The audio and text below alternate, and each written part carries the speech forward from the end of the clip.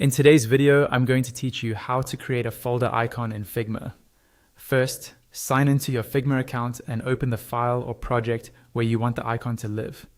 You can do this right from your dashboard by selecting the design you're working on. Once your canvas is open and you can see your artboards or frames, you're ready to add the icon. Inside the editor, press Shift+I on your keyboard to open the Resources panel.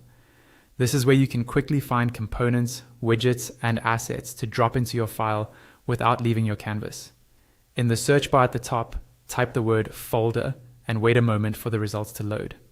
You'll see different folder icons and styles you can use. Click the one you like to preview it, then click Insert in the bottom right of the panel. The icon will appear on your canvas at the currently active location. If you don't see it right away, zoom out slightly or check your Layers panel to confirm it was added.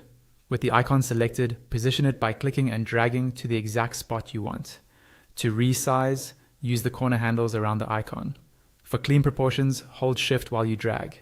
If you want to resize from the center, hold Option or Alt as you scale. Use the arrow keys for small nudges to fine-tune alignment. On the right side of Figma, the Properties panel shows details for the selected icon, such as size, rotation, and constraints, so you can make precise adjustments as needed.